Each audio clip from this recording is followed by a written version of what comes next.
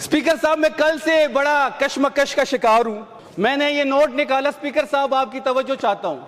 मैं कल से बड़े कशमकश का शिकार हूं। मैंने 100 रुपए का नोट निकाला, मैंने फिर 500 का निकाला, फिर 1000 का निकाला, फिर 5000 का निकाला। इसमें एक इबारत होती थी, वो इबारत मुझे मिल नहीं रही। वो इबारत इन्होंने मिटा दी है। अब मैंने गूगल पे सर्च किया, गूगल भी कंफ्यूज है। मैंने जिंदगी में पहली दफा गूगल को भी कंफ्यूज देखा। मैंने गूगल से पूछा कि जी ये इबारत कब मिटाई गई है। अब गूगल कह रही है कि ये 2025 में मिटाई गई है। और जो इबारत थी कि रिस्क हसूल ऐन इबादत है, वो इबारत इस नोट पे 2025 से गायब है। तो मेरे समझ में ये बात आई जनाब स्पीकर कि ये जो इबारत होती है जब ये करप्शन करते हैं, 5300 अरब की एक करप्शन है, 17 पंजाब में सिर्फ फैसलाबाद में 1 अरब की करप्शन हुई है, सिर्फ एक शहर का ऑडिट हुआ है। जब ये पूरा पंजाब का ऑडिट होगा तो ये करबो की कहानी है। और करबो से याद आया कि एक सहाफी ने स्टोरी की है कि महफिल में कोई और फ्लैट खरीदा गया है, और जो फ्लैट खरीदा गया है वो किसी खातून वजीर के साथ उसको लिंक किया जा रहा है। और जब मैंने नोटों को, स्पीकर साहब, मैंने नोट को देखा तो वो इबारत इसमें नहीं थी। मैंने कहा इंसान है, इंसान के अंदर ज़मीर होता है। वो भी जब आप करप्शन करते हैं और नोट को देखते हैं और वो इबारत इस पे लिखी होती है तो ज़मीर मुलामत करता है, बंदे को थोड़ा एहसास होता है कि जी मैं क्या कर बैठा। तो उस एहसास से बचने के लिए उन्होंने नोट से ये चीज हटा दी है। सायरा बानो साहिबा ने बड़ी अच्छी बात कही स्पीकर साहब कल कि नवाज शरीफ की तस्वीर आप लगा दें, क्योंकि आप जब जेब से नोट निकालेंगे उस पर नवाज शरीफ की तस्वीर होगी तो वो कहेगा मुझे क्यों निकाला। आप दोबारा जेब में डालेंगे तो बचत होगी। तो अब हर पाकिस्तानी को पता है कि आपको इसलिए निकाला गया था कि आपने चोरी की थी। हर पाकिस्तानी को पता है कि आप सादिक और अमीन नहीं थी, इसलिए आपको निकाला गया था। लेकिन उस बेचारे को पता नहीं लग रहा। जीबी में इलेक्शन में गया, कभी कभी निकलता है खुद को गर्मी लगाने के लिए और प्रेस कॉन्फ्रेंस करता है, तकरीर करता है, इमरान खान से शुरू होता है, इमरान खान पे खत्म करता है। अब जीबी के इलेक्शन में भी कह रहा है कि मुझे क्यों निकाला। और भाई 2026 में हम पहुंच गए हैं। 2016 की टेप रिकॉर्ड आप बंद कर दें। आपको इसलिए निकाला गया था कि आप चोर थे। आपको इसलिए निकाला गया कि आप सादिक और अमीन नहीं थे। और जीबी के इलेक्शन से याद आया जनाब स्पीकर के तारीख में पहली दफा 3 इलेक्शन जीबी की हुए हैं। ये चौथा इलेक्शन था। 3 की 3 इलेक्शन जो है वो फेडरल गवर्नमेंट में जो होता है वो जीतता है। पहली दफा ऐसा हुआ है कि जीबी के इलेक्शन में मौजूदा जो फेडरल हुकूमत में लोग बैठे हुए हैं, जो 17 सीटों पे पाकिस्तान पे अजाब की तरह मुसलत है, उनका बयानिया पिट गया और वहां पे इनको शिकस्त हुई। जनाब ये कहते थे कि हमने इंडिया पाकिस्तान की जंग जीती, अच्छी बात है, हमें फख्र है, बेफौज भी हमारी है। फिर ये कहते थे कि हमने सालसी का रोल प्ले कर दिया, अच्छी बात है, पाकिस्तान का वकार बुलंद हुआ। ये कहते थे कि हम बड़े पॉपुलर हो गए हैं और इमरान खान साहब पस मंजर में चले गए हैं, तो जीबी के अवाम ने उनको जवाब दे दिया कि आपकी पॉपुलैरिटी का ये लेवल है। इलेक्शन जहां भी होगा पाकिस्तान में, किसी कोने में पाकिस्तान में इलेक्शन होगा, फॉर्म 45 पे किसी का बाप इमरान खान को नहीं हरा सकता। अब उस फॉर्म 45 को 47 पे कैसे चेंज करना है, उस मैकेनिज्म पे हमने काम करना है।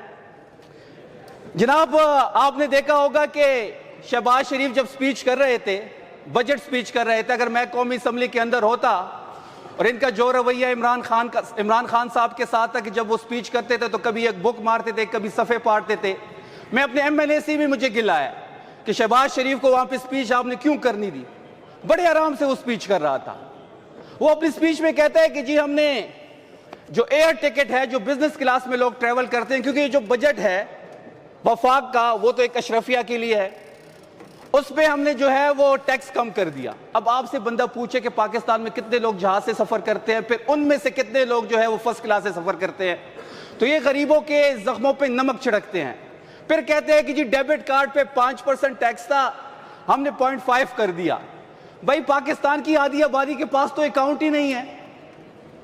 फिर ये कहते हैं कि जी 8.5% पे महंगाई जानी है और हम ग्रोथ जो है वो 4% पे लेके जाते थे। जब इमरान खान साहब की हुकूमत थी ग्रोथ 6% पे थी। यही शहबाज शरीफ कहता था कि 6% पे ना रोजगार मिलता है ना मुल्क तरक्की करते, तो 4% पे कैसे रोजगार आएगा, कैसे मुल्क चलेगा? ये मुल्क नहीं चल रहा, ये मुल्क इमरान खान ही चलाएगा। मसला यही है कि ये मुल्क चल नहीं रहा। हर काम हमारे साथ हुआ, पूरी रियासत की मशीनरी इनके साथ है और ये सियासी जो इनकी दौड़ है उसमें ये अलग जो है दौड़ रहे हैं, फिर भी फिनिशिंग लाइन पे नहीं पहुंच रहे। नून लीग जो है वो इस दौड़ में अकेली दौड़ रही है। वो एक मूवी थी, इसमें वो बंदा भागता था तो वो जो साथ भागते थे उस पर फायर करते थे ताकि मेरे साथ कोई भागे ना। ये अकेले भाग रहे हैं, फिनिशिंग लाइन पे नहीं पहुंच रहे, तो ये नाअहल है, निकम्मे है, निकट्टू हैं। और रियासत को भी पता लग गया है कि हम ये क्या कर बैठे हैं। अब मुल्क जो है इमरान खान के बगैर चल नहीं सकता। इमरान खान साहब के बगैर पाकिस्तान और इमरान खान साहब जो है वो लाजिम और मलजूम है। अब मैं थोड़ी बात मरियम नवाज की करूंगा, सब्दी माँ, क्योंकि वो खुद ही पंजाब के लोग कहते हैं कि सब्दी माँ। अब सब्दी माँ जो है वो सौतेली माँ के सलूक पे आ गई है। अगर आप पंजाब का बजट उठाएं, मैं चैलेंज करता हूं जनाब स्पीकर ऑन द फ्लोर कि फी कस के लिए एजुकेशन के पैसे हमने ज्यादा रखे हैं, हेल्थ में हमारे पैसे फी कस पे अगर आप डिवाइड करें तो सबसे ज्यादा है। अगर आप पुलिस डिपार्टमेंट की बात करें, अमन अमान की बात करें तो सबसे ज्यादा पैसे हमने रखे हैं। मैं चैलेंज कर रहा हूं पीपल्स पार्टी को भी, नून को भी, सिंध की गवर्नमेंट को भी, बलोचिस्तान को भी, क्या ये मुनाजरा करते हैं? हम अपना बजट आपके सामने रखते हैं, आप अपना बजट लेके आए और मुजम्मिल साहब जो है वो खैबर पख्तूनख्वा को रिप्रेजेंट करेंगे। हम ये साबित करेंगे कि जो बजट इस बार हमने दिया है वो पूरे पाकिस्तान में तमाम सूबों से, तमाम फेडरल गवर्नमेंट से बेहतरीन बजट है। जनाबे मैडम स्पीकर, आपको सीट पे खुशामदीद कहता हूं। एक वजीर खजाना है पंजाब का, अब वो जब बजट पेश कर रहा था और मैं वो टीवी स्क्रीन पे देख रहा था, मैं बड़ा हैरान था। अब वो बजट पेश करने आया था या किसी की फैमिली की ब्रांडिंग करने आया था? अच्छा, उस वजीर खजाना को आप ना किसी इजलास में देखेंगे, ना कहीं आप जो हमारे चारों सूबे के इजलास होते हैं उसमें कहीं उसको देखेंगे, ना उस वजीर खजाना को आप कहीं वजीर जो उसकी जो महकमा है उसके बारे में कहीं टॉक शो में, कहीं मीडिया टॉक में देखेंगे। वो सिर्फ और सिर्फ खुद को गर्मी लगाने के लिए बजट पेश करने आता है। वो जब बजट पेश करता था और जहां शरीफ आता था मजीद जोर लगाता था।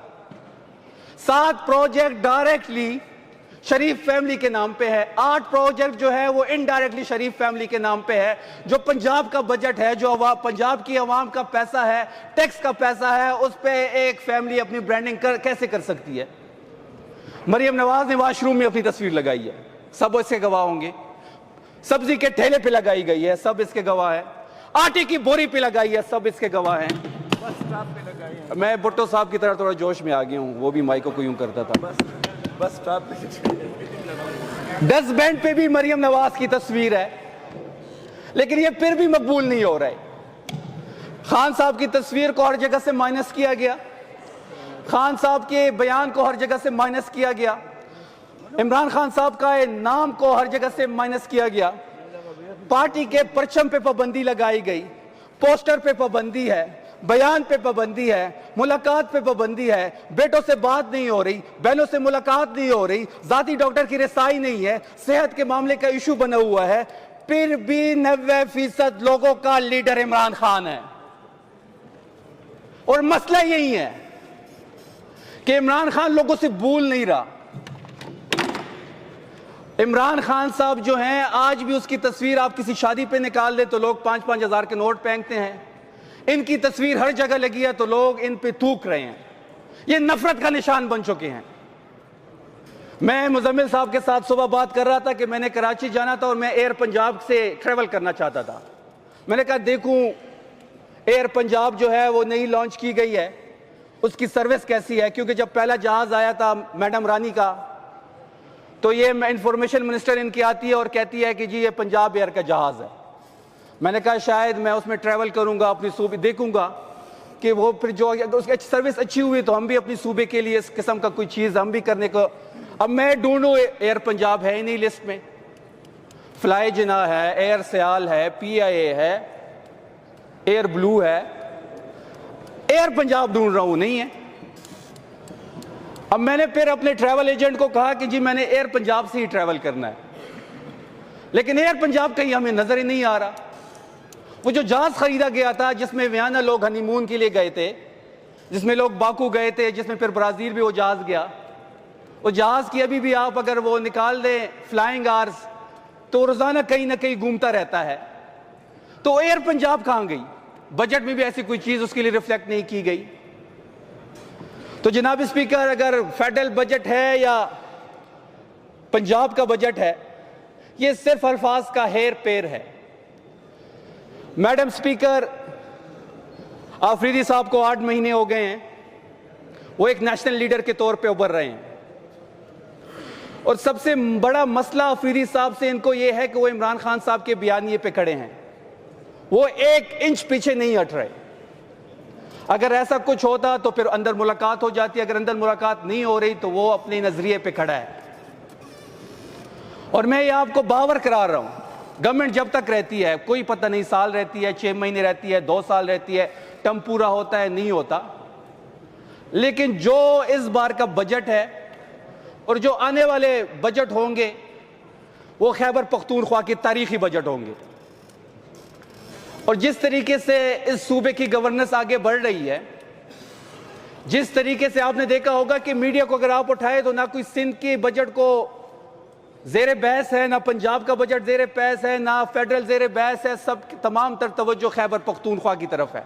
तो ये सबसे बड़ी कामयाबी आफरीदी साहब की है कि तमाम तर तवज्जो इस सूबे पे है। इस सूबे पे इसलिए है कि यहां पे इमरान खान की हुकूमत है। 8 फरवरी को लोगों ने इमरान खान को वोट दिया है।